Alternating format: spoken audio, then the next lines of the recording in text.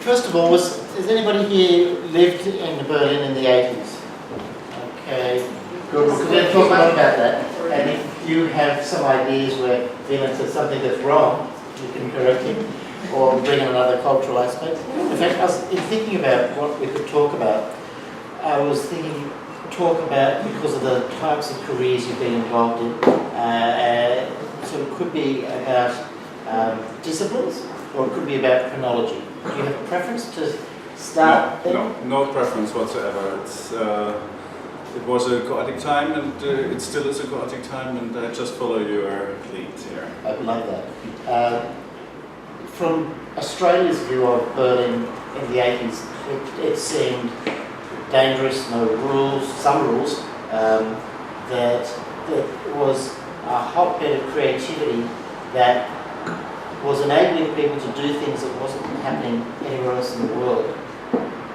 What was it like to actually be there? That's just viewing from here. What was it like there? Well, we didn't feel the uniqueness in that way. We saw it rather that a city like New York at that time, Manhattan at that time, to be precise, Brooklyn was not on the map then, and Amsterdam and London would be definitely like partner spaces on this planet, because somewhat a similar kind of anarchy would there also be present, and people would also move from these places and have like felt like home in the other place. But of course Berlin was very different in terms of the wall and the absence of money. All the other cities were like capitals. Berlin was not a capital, at least not the Berlin that we lived in. The other Berlin was the capital, behind the wall, and capital was not a good word. So it was a time. Well, let's start earlier. I moved to Berlin in '72. I was 22 years old. Just had finished the graduation process, which was not easy for me to finish. This is why I was already 22, and I was already a kind of a political, cultural figure in my hometown in the Black Forest, far away from Berlin. So I felt like, hey, I have to grow, and that city becomes too small. I moved to the big city, something that gay people still today do most of the times, or maybe have to do.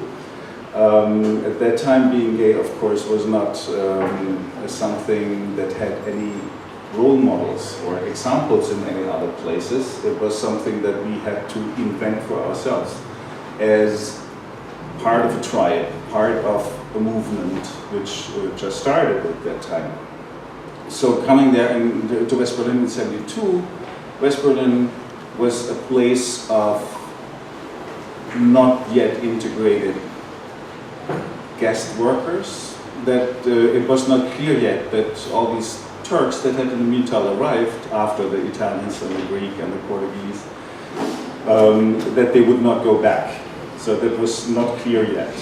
Usually these southern Europeans would come to Germany, work, and then go back home and use the money to build their homes. The Turks were just about realizing we're not going to go back, because most of those Turks were Kurds, and the Kurds did not have a place to go back that was somehow inviting.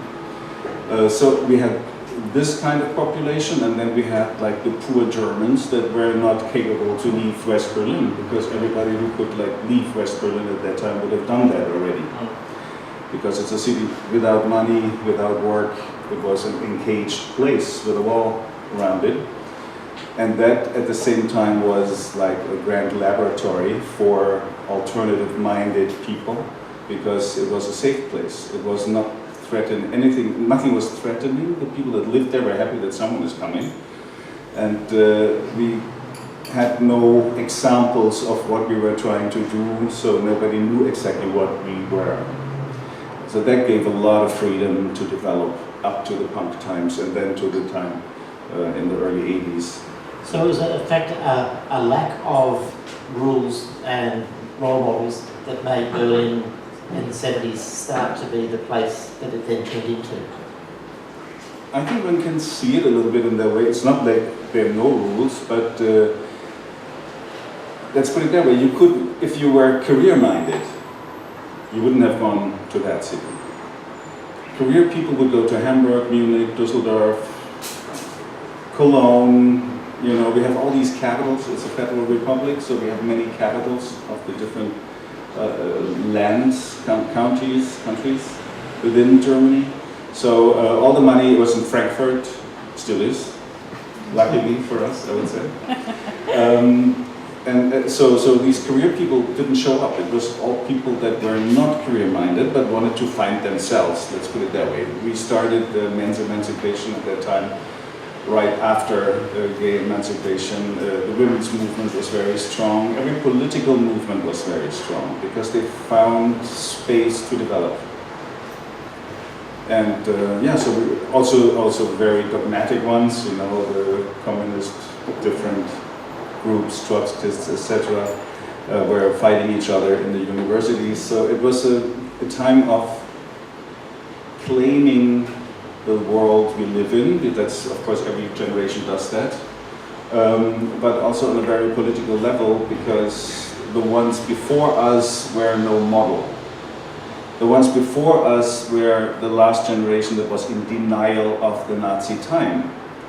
Very important moment in history. In the late 60s, it started to, the young generation, which is slightly older than me, like 5 to 7 years older than me, started to finally question the parent generation about the Nazi time. The 20 years before, the country was in full denial and just like prospering. So all these elements led to questioning of any sort of authority. So it's rather, and it was very moral time. Let me emphasize on that. It was morally, we were very aware of what is good and bad from our perspective, and we didn't trust any authority. So it's not that there weren't any rules, it was just the rules were questioned. And there has always been the marriage of politics and art through time.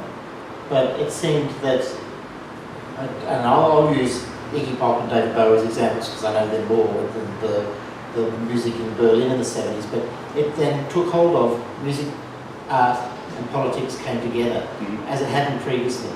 Was that because of the environment of Berlin?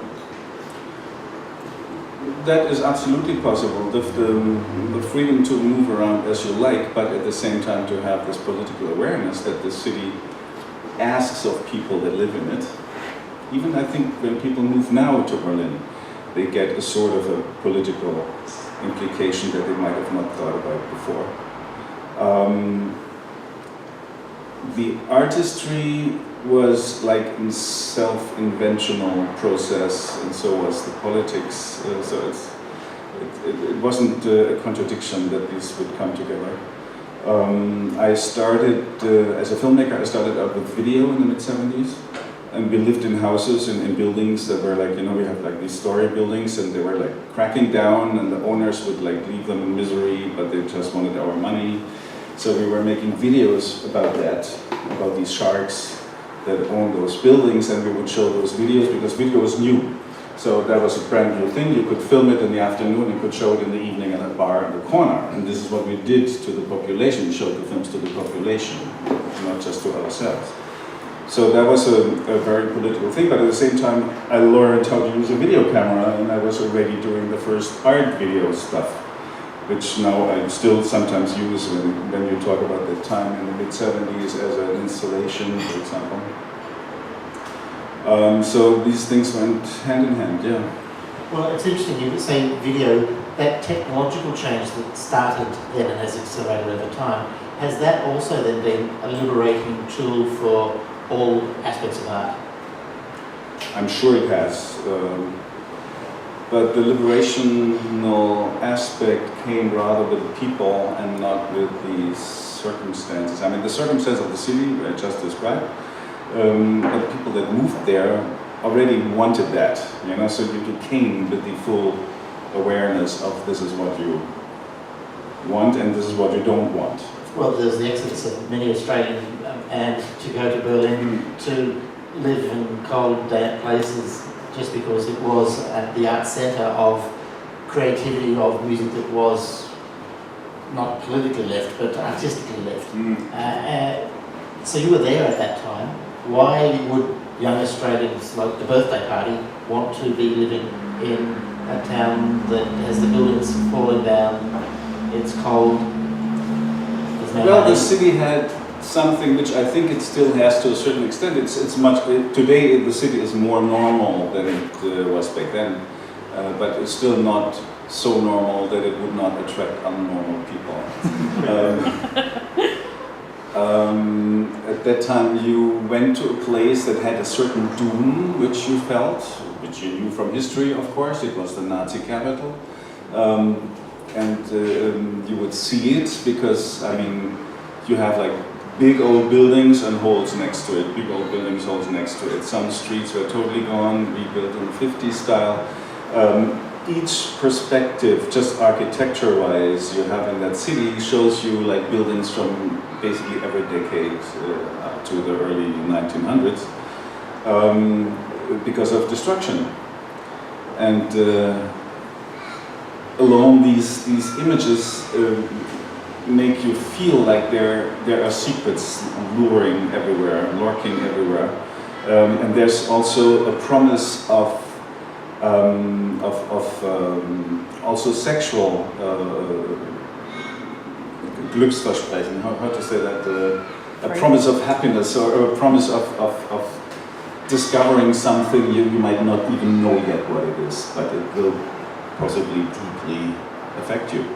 So that city had these promises, and as I said, I think it still has it to a certain extent. But that you could see also because it was so deconstructed and it was so vast and empty.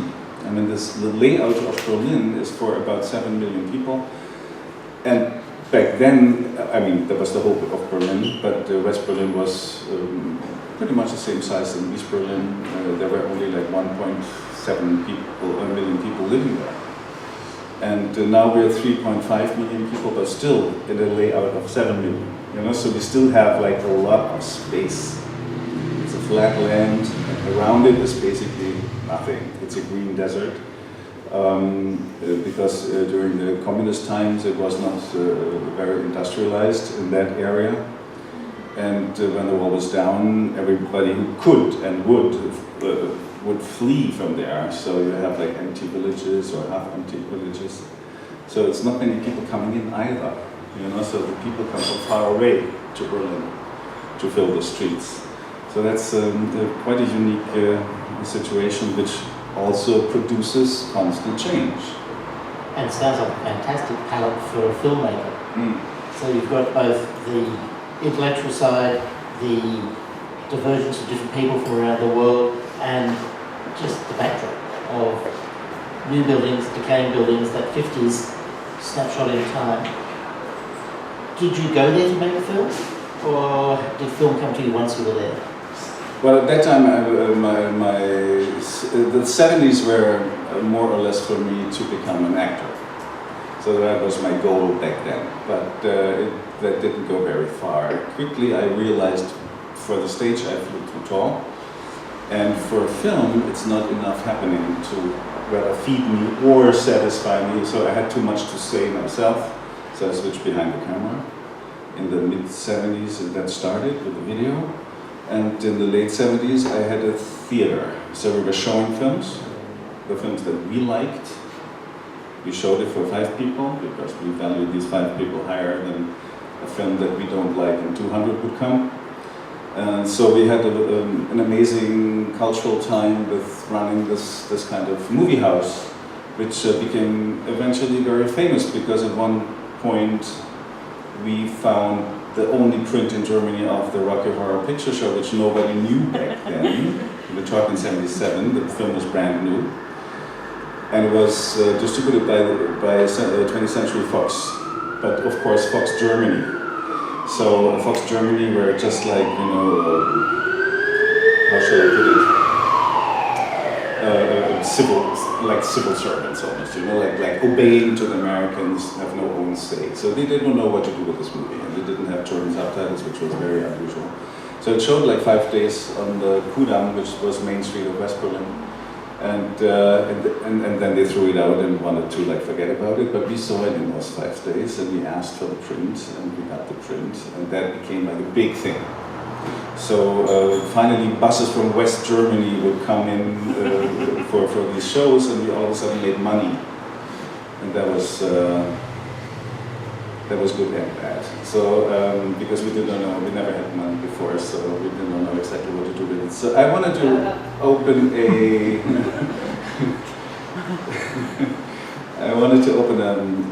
a distribution for that. And I bought also the first film in the Cannes Film Festival, a French film. And when I want to go to the bank to get the money to pay for it, I realized we don't have a plus on our konto, how you say, on our account, but a minus, severe minus. And I found out basically all the money that I thought we have acquired was up the noses of that time, because that was also the David Bowie time and the time of cocaine for West Berlin. And that was a very expensive stuff back then. I think it still is. It's a good one. I could not open that thing, and the cinema was like going down because the Rocky Horror Picture people would like rock out the chairs from the ground and throw rice and water, and everything was like basically in decay. So I fled the city to San Francisco. It was in '78. Because the film school in Berlin didn't want me. Which didn't, I was only angry about it, not devastated or anything. I mean, they didn't take Fassbinder, so I knew I was definitely not in bad company. So I went to San Francisco at the Art Institute and made my very first little 16mm film. I brought that to Berlin in 1980. In the meantime, I lived with Nina Hagen, which was at that time the female star. And she just had moved to Malibu colony in Los Angeles. So I hung out with her a couple of months, we made videos, and then when I came back, the festival, the Berlin Film Festival, took my little short film. And that was, of course, grand. And as it still is for a first-time filmmaker to end up with his first work in one of the most important festivals. And then I asked for a job, and since then I'm there, since '82. You touched on making money wasn't necessarily the reason why people wanted to do creative endeavours in Berlin at the time. And at the time I interviewed Gudrun Gut from Malaria, and I didn't see her. And she was a very strong and forceful speaker. She certainly, I was in my 20s, so I was being a bit flirtatious. She didn't take any of that. And I said to her, because I was a bit annoyed that I wasn't being charming enough, and so I said, what is the point of your music then? If it's not to have lots of people enjoy it or make money from it, why do you do it? And she said, I just want to do it for me. Is that the kind of thing that where true creativity can come from, where it's about fulfilling yourself in the first place before you worry about fulfilling an audience? Possibly. I mean, that's difficult to knit a recipe out of that attitude, but definitely it was an attitude of the time. It was an attitude. Is that your attitude at the time? No. Because as an actor and then a theater owner, you already have a perspective to the audience. So I always had the communicational effect as part of my artistic tryouts and doings. But I understand her, especially because she's a woman, and there were no women in music, or hardly any women in music except for singers. And they were like beating the drums like 5-year-olds, you know, but they were grown-up women, and they were just like doing it for themselves, and who wanted to listen to it. I mean, you heard the music apparently when you knew Gudrun. I adored her, and I still do. But she was a great woman. She was also an actress in some of the films because of course one of the musicians was Lisanne Thibaudot from Montreal. So we already had people coming from all over the place at that time. This is some people that come now to Berlin think this is since the wall is down or since the late 90s or something. That's not true. Berlin is always collecting people from all over the place. In the 19th century it was that way. So it's just about this place that has some magnetism to people who want to make a step ahead, not knowing exactly where to. And you touched on it before that it was a safe place. Did that change when the wall came down? What was the difference between Berlin as a walled city and then as a bigger city for creativity and safety of artistic endeavour? Well, it's hyper complex to answer. Because also at the end of the 80s, West Berlin was not the most exciting place. It had become sort of, it wore out. I mean, for me, the decades don't go from 70 to 80 and from 80 to 90, they rather go from 65 to 75, from 75 to 85. So I see the 70s, the typical 70s from 75 to 85. And so from 85 onwards, this was the 80s. That was the commercialization which started of the creativity we were describing before. That means bystanders of the creative time all of a sudden become the main players by making stuff sellable. And that is not very exciting, not for those who are the creative part. Unless they make some money, and some people of us also got rich, like painters like Salome, or when the wall came down, some of the painters who had their paintings on the wall all of a sudden became famous. And, also some of the musicians, but these were just a handful of people. Most of them saw that time as a possible sellout of the more creative time before it started again in the mid-90s with the techno and all that opened up another, or early 90s, opened another gate to creativity.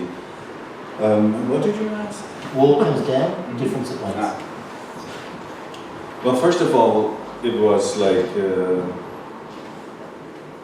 how shall I put it? I saw it on TV. I was in Schöneberg. TV was on, and that happened. And I thought, it's not possible. I was crying. Everybody was crying, basically, and many people felt like, oh, I immediately have to go there, and I didn't feel that at all, because I had very deep experiences with East Germany. I made a video in '78 with a friend of mine who climbed up the wall, sat on the wall in white clothes with a harp, playing pling pling, music, being just looking like an angel. And then the armed forces on the left, and then the armed forces, which is the police on the west side, and the soldiers on the east side started, to nervous and to come by and start to shoot and photograph and talk to us and try to make this guy come down. And as soon as it became sort of, very uncomfortable, he would come down, and that was like the action. We called it action back then. Now you call it this art form of doing something, performance piece, performance art? Performance art, exactly. And then I had a lover in East Berlin, and I had to go back and forth the wall, and that story was so heartbreaking that I decided to make a film out of it, and that film was made in '84. In '85 I broadcasted it on television. And that meant that I knew that in the East they would watch it, because they were not allowed, they were not supposed to watch Western television in East Berlin, but of course I knew that they could see it. So the East Germans had that trick that they used the French color system on TV, SECAM, while we had the West German color system, PA. So the Easterners could not watch Western television in color, which was very important because color had an incredibly anarchistic form, a strength of showing that life is better if it's in color. So the East Germans only could watch their own television in color, and the West in black and white. So I knew it, they're going to watch this in black and white and all that. And after that, I did not dare, because I didn't tell what the film was about. It was about this relationship, and he wanted to come to the West, like many Easterners wanted at that time. I said, this is a cliche, in the West it's not that much better, etc. Because we were thinking, as a leftist, you would think East Berlin or East Germany would develop into a stronger state, and the communist system also can function, and it would be an alternative. We want to have two systems, and the world is better over two Germanys anyway. You know how bad it was for the world that it was one Germany. It was not so good.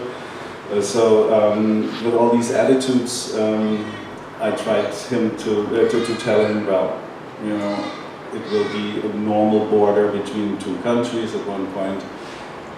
And my fantasy was that Berlin would not have the wall, but would be like a third Germany, like a Europa city kind of construction. Well, this didn't happen, but that film that we shot was supposed to be shot in the East with a clandestine camera with him as the star. And then we would show it in the West, and they would throw him out. This idea comes from Nina Hagen, because Nina Hagen was thrown out. Because she became so obnoxious to the Eastern state that the Eastern state said, we throw her out. Not foster father, was it Stiefvater? Stepfather? Her stepfather was Wolf Biermann, a star in East Germany, and he was criticizing the political system in the East. So when he was they let him out on a tour to West Germany. So an East German star could tour West Germany, and then he wanted to go back home, they didn't let him back in. So that was the stepfather of Nina Hagen, and she was already a star in the East, very young. And then she wanted to be with her stepfather, became very obnoxious, etc., and threw her out. So I said, okay, we're going to make you obnoxious enough so they would throw you out. So we shot with a clandestine camera, which is like the excitement in itself, because when they would caught you, you would end up in prison for a very long time and all that. So when that film was broadcast, I did not dare to go back. So when the wall came down 4 years later, I still was in that mode that I cannot go to that country, which wasn't a country anymore, and then we discovered how it was. But yeah, for me, so the changes, what I'm trying to say is it's like hyper complex. It's not that easy to say, okay, now the wall is gone and now it's one city and things do change, da da da. We were all like full up to here with emotions and implications, and many people were very hurt by that time. So we just moved on, like Berlin always moves on, like everyone moves on, so it's, the streets all of a sudden were filled with people that we don't know, moving around very differently from the pace that West Berlin had, like the traffic changed dramatically. Bicycle drivers were in danger because these East Germans did not know how to be careful about bicycles. So West Berlin was full of bicycles, and East Berlin not, because the streets were so bad that they would like swallow you when you're on a bike. So they would open their door and the bike rider would like land in your car. So like all these things that you get used to in your own city that has a certain pace and a certain style and a certain, like the distance between you and me, for example, in different places is a different distance.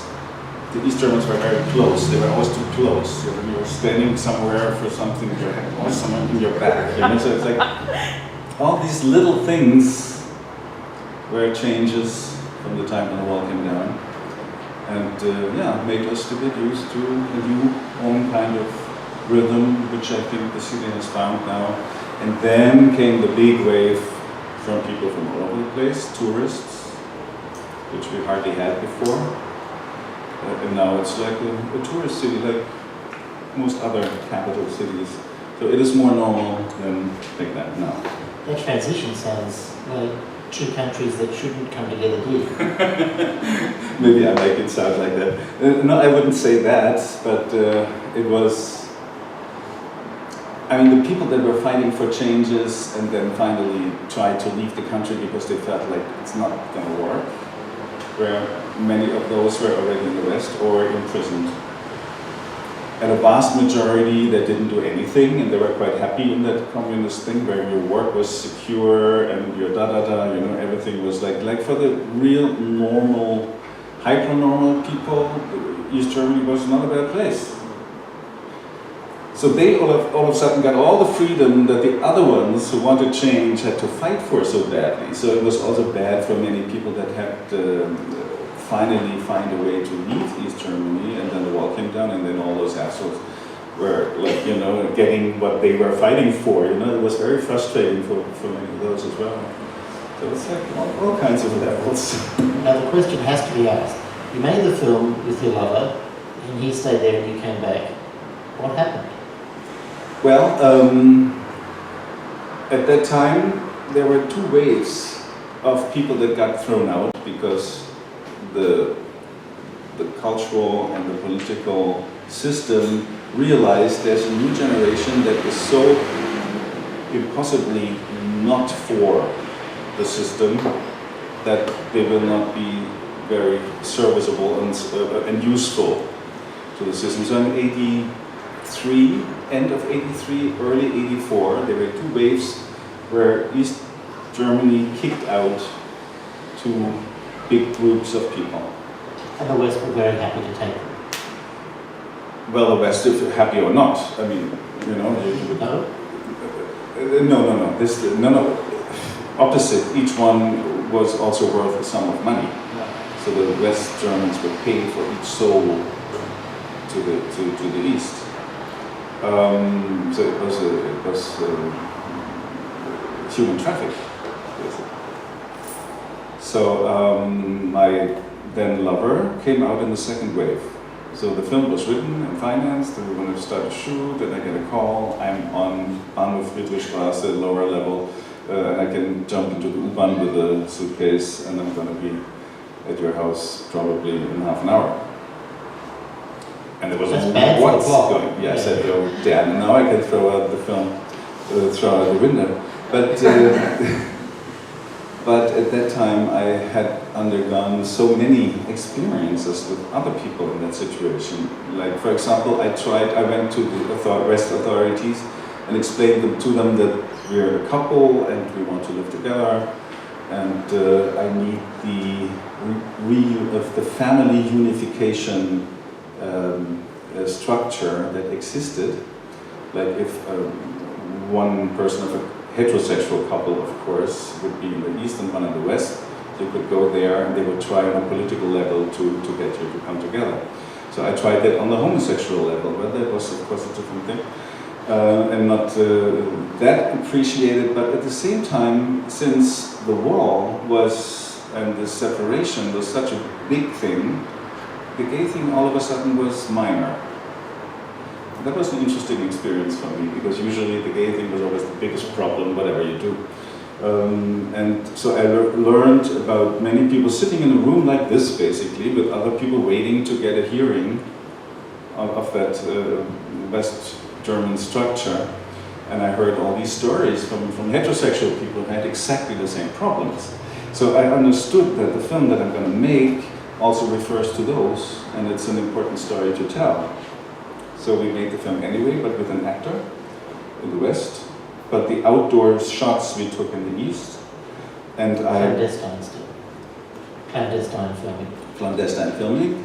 And in order to get the indoors right, you need a lot. You need a different decoration. You need a different TV set. You need a different coffee maker. Everything needed to be Eastern. And you could not bring out anything from the East because that was theft of the people. So I had to smuggle every package of washing powder, etc., one by one out of the East to have our decoration right. Because I knew when they watch it in the East, they are very precise. They would not buy it if I fuck around it, you know, just like. So, and I wanted them to see that seriously and be in the story as well. And that worked quite well. I got reaction from the East via, some corners, not direct. And actually also got an invitation in '89 in September to show the film on video in what is the Kino International. This is the main theater of East Berlin. In the back was a youth club, and up there they wanted to show that film that someone had recorded, and that was already something because there were no recording machines, so that was a buff who had the recording machine. Of course it was black and white, it was shot from the street. So even the wall was still up, I could go there and show that film, and we knew that the Stasi would sit in that room. There was everyone knew that was clear, but we just did it. So they were very daring. Before the wall came down, people were very daring. And so was I, by the way, that I would go, because that was the first time that I went after the film was broadcast. So this travelling to and from with soap powder and the like, is that, obviously it's a danger in itself. Is that part of the creative fulfillment, that the edge that creates adds to the satisfaction you get out of making the film? I guess. I mean, the film is full of, the places that you might still know, like places to go out to at night, DNC, I don't know if you know that place, but that was stars from that time. Zazie de Paris was performing in the film, etc. So it's like full of music of exactly that period, Berlin musicians. And it was just like, it was a film that was carried by a West Berliner cultural, by that underground. All right, I think we might now turn to the audience. Is there anyone here who would have a question of Wieland? Otherwise, I'll start again. Well, I think that Einstürzen don't know about the next two companies there. That's very good. Sorry, I just wanted to make a comment, which of course you know, but probably you will said so many interesting things in Berlin, maybe I said it even, but young men went to Berlin to escape also the military service. Mm-hmm. So that men, that pacifist young males would flock to Berlin from all provinces of Germany, particularly Swabia. Yeah, very true. Because West Berliners would not have to go to the West German army. So if you make it quickly enough to flee West Germany to West Berlin, you would be safe, but you cannot go back. You go back, they would have caught you. So that's true. Many young men also would have been there. So it was kind of, it was legal, but you couldn't go back. Well, you couldn't hinder anyone to go from West Germany to West Berlin. Yeah. That's why it was not illegal. Yeah. But it depends when you did it. I mean, if you already have, like I had, the you get this order from the army that you have to be at that such and such time at that train station, and they will transport you to some barrack, then it's too late. Oh, okay, so you had to do it. When you do it then, and many people did it only then, because you would try to stretch that time as far as possible. When you do it then you could not go back. Yeah, so that held a moment of excitement in a way too. And then makes the gender population split. Was Berlin very male-oriented? No, that didn't really show in that respect, I would say. I don't think so. So Einstürzen and all that. Yeah. Collapsing, let's translate it. Collapsing new buildings. When you talked about the old buildings starting to collapse, ones you were living in that the landlords didn't do anything about, and was that Victor Wegel's inspiration for the music? Was it the sound of concrete? I would say yes. He once said no in a talk we had, because for me it was very clear, and I also used that in my film, the Congress Hall, the West Berlin Congress Hall, a very beautiful building with two arches, with a hanging roof in between, collapsed. It was a gift of the American people to the West Berliners. And it collapsed, and that was of course a new building collapsing, and this is exactly when the Einstürzen Neubauten appeared. Well, that's of course clear, but he didn't like probably the image that this is too clearly connected to that event. But definitely this was a symbol of the time. You cannot trust anything. Even new buildings can kill you, because one journalist got killed when it collapsed. It's still there. They rebuilt it, and we're showing films there at the festival. Yeah, no, I think it's just also the buildings that Blixer grew up in, and many people grew up in, because they grew up in those 50s buildings rather than in the old buildings. And the old buildings, people like me that moved to Berlin would live in the old buildings that had still oven heating. You would have to have like a stove in every room. It's a lot of work and a lot of dirt. So the new buildings, 50s style, were of course much more convenient for families to bring up their children and all that. So the West Berliner kids rather grew up in those, and these huge spaces having high ceilings, sliding doors. You look from one end to the other. You like walk for a while around the corner. They were populated by communes from people from all over the place, and I was one of those.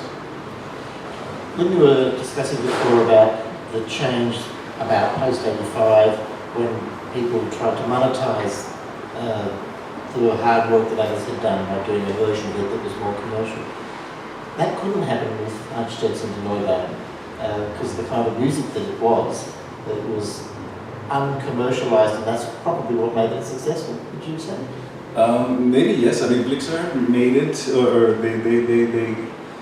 Blixer played a big part in it. Also, Bob Wilson helped at that time. Bob Wilson, the American theater genius, who hung out in Berlin a lot at that time, and also worked in German theater. That the Architects and Neubauten became basically with one leg high art. So that step from punk basement to high art was like this arch that also Berlin could, sort of make possible, but you could not calculate it. It just happened. Another example would be Tödliche Doris, the Deadly Doris, which is a group that nobody knows exactly what it is, and still today it's like a phantom, but at the same time it also exists. And you can also listen to something, but most of the records the recordings are not available, but somehow they're still there, and it's like a very strange thing. And they were all part of the Geniale Dilettanten time of the 81, which will be in the exhibition featured here, or in Melbourne in November, and then moves to Sydney in March. in March. It's the book. So they also, gained a life by just being like so obscure that no drawer would fit, So we had several examples like that. So how does it feel now when you've had those fantastic heady times when you created the world in which you were going to live inside Berlin, and now the world is quite a bit different? Are you still able to be creative in a way that excites you in the way that you're excited then?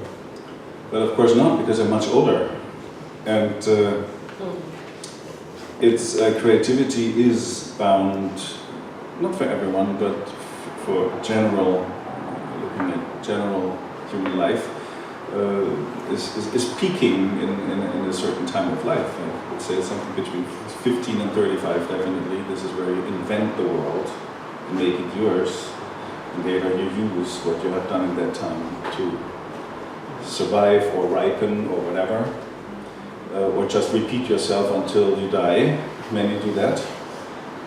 I see it in the filmmaking. I mean, I'm a programmer now for 35 years at the Berlin Film Festival, and I see many filmmakers that I had shown their first film decades ago, and some of them still do the same film again and again, and none of them is as good as the first one.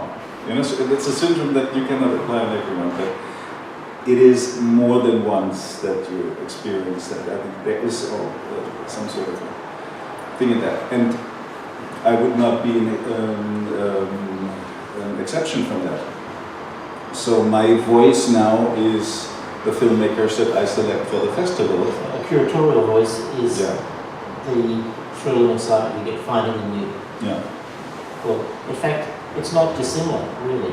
You were finding the new in a frame, and now you're finding the new in a film. It's excitement in the new, which I think, because not that my career means anything in this room, but the ability to find new all the time is what keeps me active and interested. And it may not be anything that I'm creating, but still finding it is the fun part. Yeah, but I mean, when you look at the next generation, of course, they will have the same excitement that I had 40 years ago, or 50 years ago almost. They have it now, but I don't know what it is, and that's a good thing, you know, I'm not supposed to know.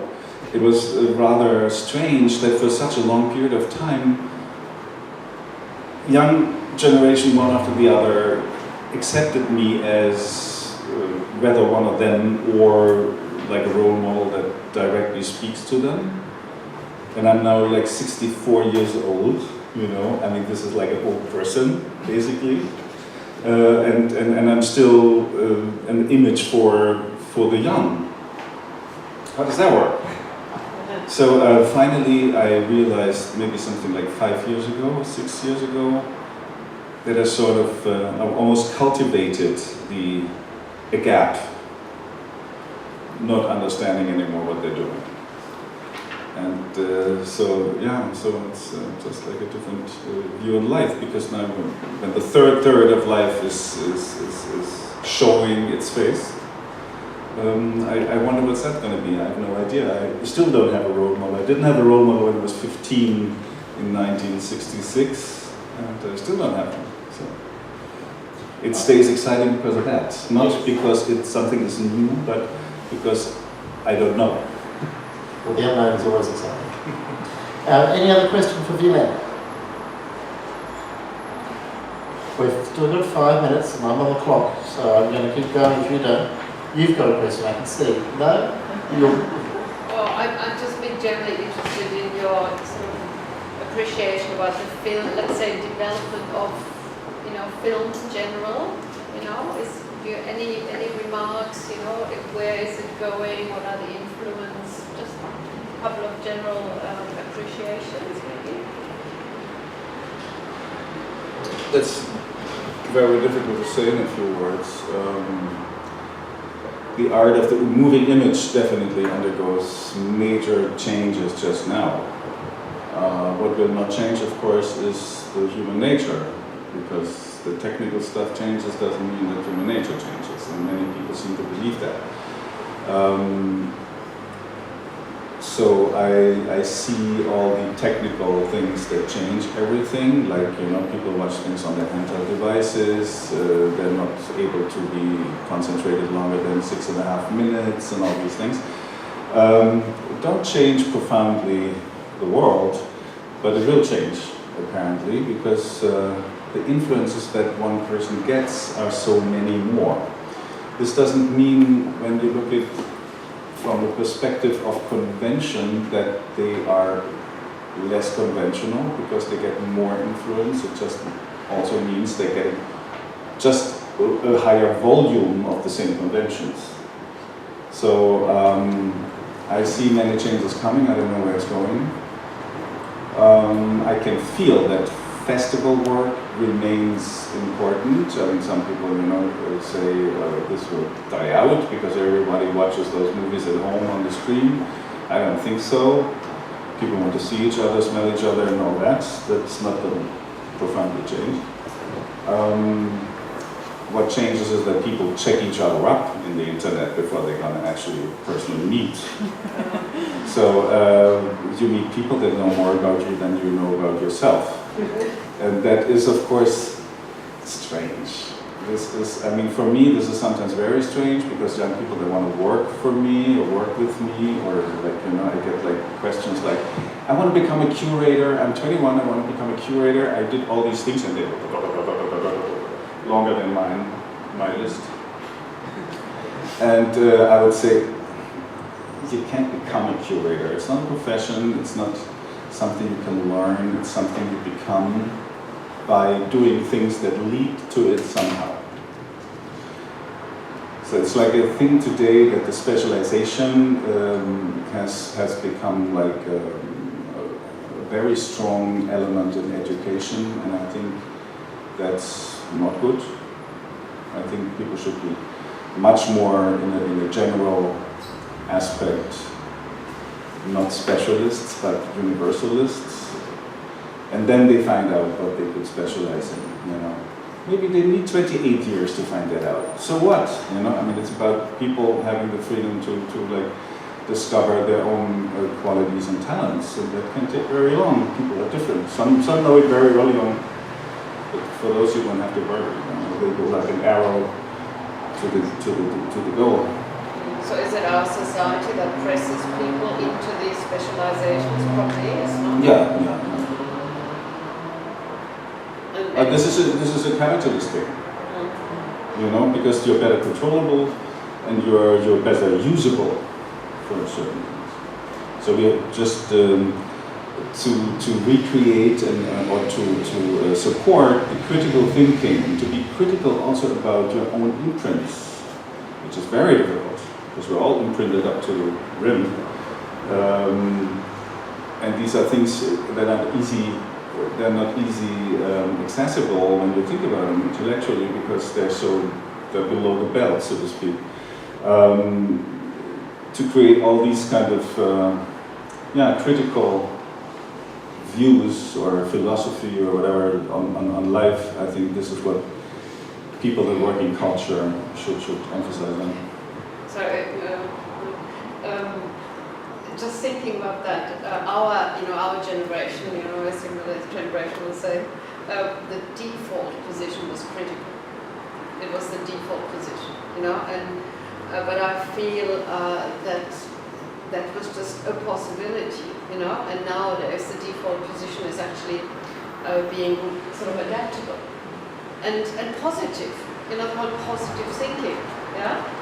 So maybe it's just our generation's particular little cage, we grew up being critical, that was cool.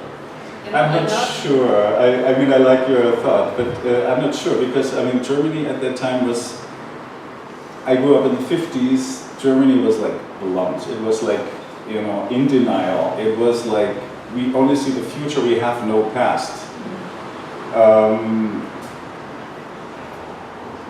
To be critical about the situation, you have to somehow get almost an enlightenment, and we got that only in the 60s, mid-60s, when the emancipation movements basically came back via America to Europe. So they were hibernating over the Nazi time and over the denial 20 years, which was longer than the Nazis. It took the Nazis to blow up the place. That only came back in the mid-60s, and then it felt on a very fruitful ground.